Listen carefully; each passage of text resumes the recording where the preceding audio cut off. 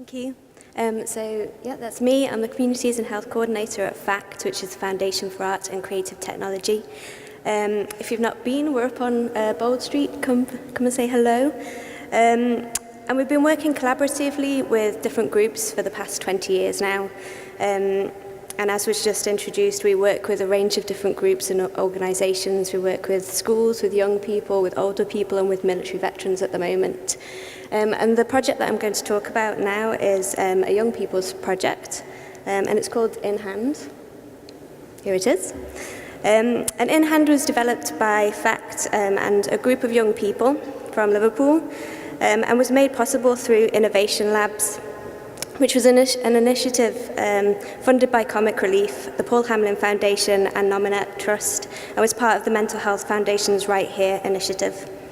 Our partnerships are always lovely and unique, but this partnership was very lovely and unique. It was with Red Ninja and with Merseycare, and we kind of acted as the young people collaboration and technology experts. We've got an ongoing relationship with Merseycare, and we've worked with them in the past on a range of films, animations and sound pieces, and they've always been very supportive of our projects and our collaborations with them. So, this is the lovely In Hand app on an actual phone being used by an actual young person. And it's an app that went to market and is now available free to download, both on Google Play for Android devices and from the App Store for iPhones. And it can also be used on tablets. And it's a super simple app. It's basically produced by young people to help you focus on where you're at and to bring the balance back. So it's not about kind of mapping, it's not about going into depth about your mental well-being or mental health. It's merely about checking in on where you're at. So this is Stu, and he helped produce this. So I said it's really simple, and it is really simple. It's based on a traffic light system, which all of us, earlier we heard about what green means to us and what a green symbol means to us, and everyone's kind of aware of a traffic light system. So basically each, I think I've got it up here. Here it is. So each colour points to a kind of a state of mental well-being. And you're asked how you're feeling. So are you feeling great? Are you feeling so-so? Are you feeling not so good? Or are you feeling awful?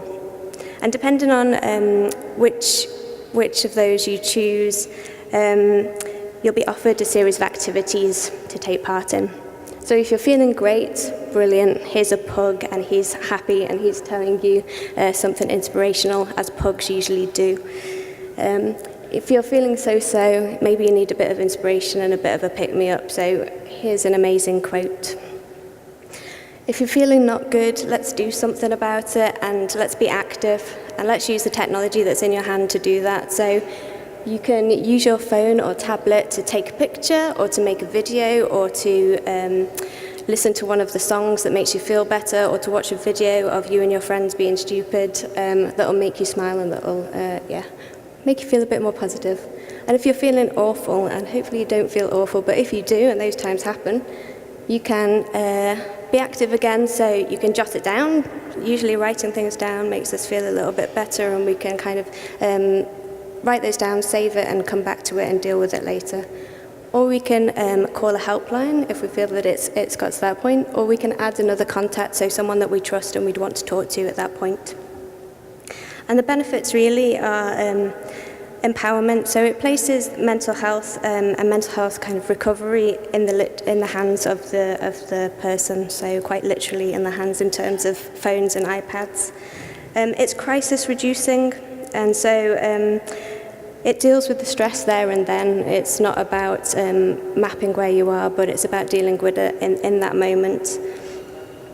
A lot of people understand this as mindfulness. And it's fast and effective. It happens there and then, and it's really simple. And it's engaging. It was made by young people, and so it's fun and colourful and eye-catching. And it was designed by the people who were going to use it. So the target group, although it can be used by anybody, the target group was 16 to 25-year-olds, and they're the people that made it. Another thing which young people really like is that it's personalizable. So you use your content that's on your phone or your iPad. All of your images and songs and videos are there for you. Okay. So our journey. So we work with a wide range of young people at FACT, and we always advocate for creative uses of digital technology. We believe that it can do good stuff, that it can communicate, produce, and empower the people that use and make it. And In-Hand is just one example of how we use technology to both empower young people and to upskill them in different levels. We were the only partnership in the Innovation Labs that had an NHS partner, and we were the only arts organisation to be part of Innovation Labs. The key thing for this project was expectation. Communication and expectation are vital to a project's success, but what made this one harder is that we didn't all have the same or the correct language, both in terms of technology and mental health. And technology can be scary. It can be a really scary thing. So levelling that language was a really important part of this project, and Red Ninja were brilliant for that. So basically what I'm saying is no one knew the answers to the problems that we started talking about in terms of mental health. It was new ground, and the funders didn't know the answers, the tech team didn't know the answers, and we started to have a conversation about it. We also realised that it was important not to expect the young people to have the answers either, that they're digital natives and they use technology every day, but they're not coders and they're not marketing experts, and they can tell you what they know and they think, and that's invaluable. But this can also be biased on their own experience. We, as the young people's experts, led this project, which was really important. If the NHS partner or the app agency would have led the project, it would have been very different. Believe it or not, FACT are considered to be a cool environment, and one which is safe, so it's not clinical or corporate. So FACT became this kind of safe haven to explore mental health in a creative and productive way. Instead of all of their energy and conversation about mental health being specifically about their own mental health and having to go over their own mental health and mental well-being over and over again, it became a wider perspective which empowered them to talk about mental health and to give them a platform to engage other young people to support the project. So it's the idea that's important, and to really understand the idea that you're trying to communicate, and not necessarily how it does what it does. With this in end, we changed the brief a couple of times. Earlier we heard that there were 38 versions of a product. This one didn't have quite that many versions, but we certainly changed what we originally set out to do.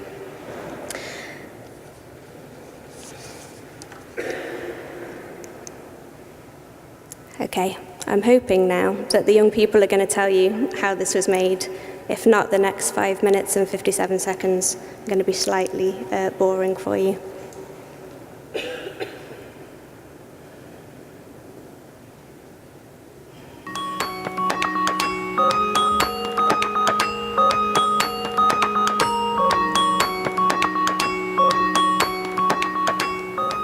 Today we've been looking at different mental health and kind of relaxation type apps and evaluating them as users. And we're trying to kind of glean what we need to focus on for the Mini-Me app and what we want to kind of steer away from. The NHS smoking one was probably the worst because it kept telling me how much money it saved and it really wasn't equating to anything worth. I actually liked that one. No. I liked that I'm a very impulsive kind of person. I want to see exactly what I'm getting. It's only 5 pence. Sort of saying how not to do the app. So now once we know how not to do the app, then you can only make a good app, really, can't you? So we've come up with a basic structure for the whole app. They can go away and they can produce a beta version of the Mini-Me app. You're basically building up the app to yourself, so when you are in a, say, red stage, then you can click on the red and it'll have lots of different information that you've already built up. Everything that was suggested and everyone that came up with something, it seemed to be taken down, and I don't think there was any problems at all. It all went really well. Well, today's been really useful because we've just basically put a good structure to everything now. So we're all happy, and we all know how it's going to work.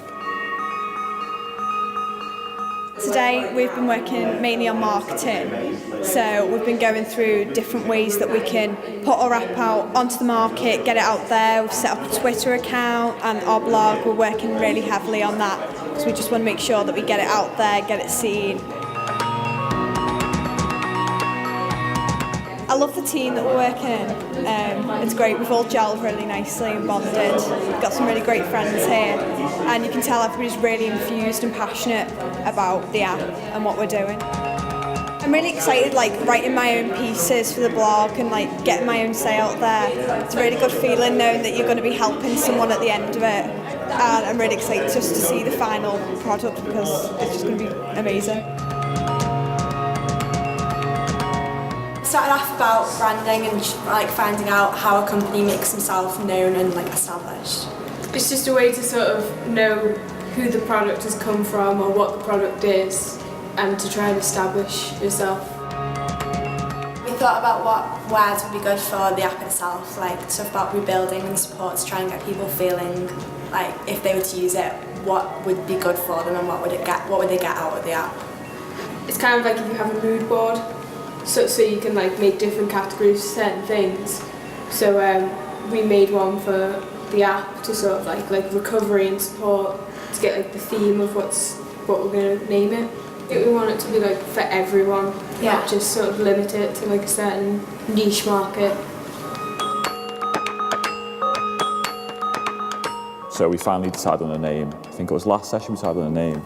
And this time we're doing a logo that we all feel comfortable with. We decided we liked this one best because it looks like a balancing scale. We went through every single stage and voted on out of 5 what we liked best, but it was pretty conclusive that everybody liked this one the most. Steve works for Red Ninja, and he's sort of the go-between between us and the app. So we'll pass the ideas on to him, and then he'll use that information to create it. And then he'll ask us for feedback, and he'll keep building upon it and building up it.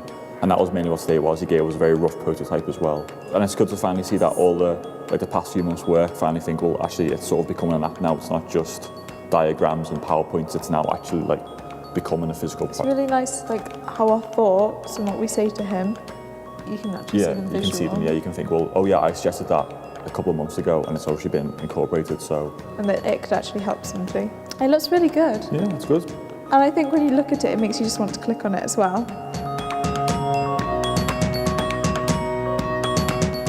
I've been working on the heights of Fact HQ, developing what has become hopefully an innovative digital tool to help address young people's mental well-being. It's an app that's not only useful in its own right, hopefully, as a tool, but useful as a focal point for increasing personal and societal awareness of mental well-being. I'm a practitioner, and the elements that it uses as well are really good because sometimes I'll say to somebody if they're having a difficult time, and one of the things that really helps is to try and use some kind of a distraction technique which will perhaps make you feel a little bit better. I really like it. I think it's really, really effective.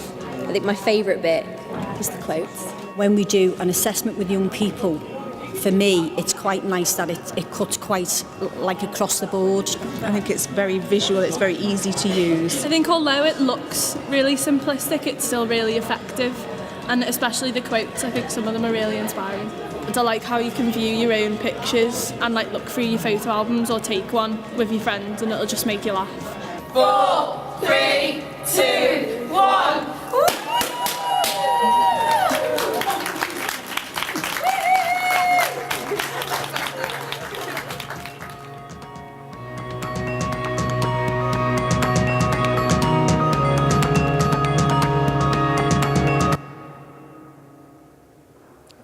I'm not sure how well you could hear that, but so there are wonderful young people who made this amazing app. And it launched back in May, and since launching we've received almost 6,000 downloads. which is amazing. And stats have also shown that through the Red Choice, 200 people have contacted a mental health helpline through the app, which is also amazing. And we also have this group of wonderful young people who are now advocates for the app out there talking about mental health, which is great. Thank you.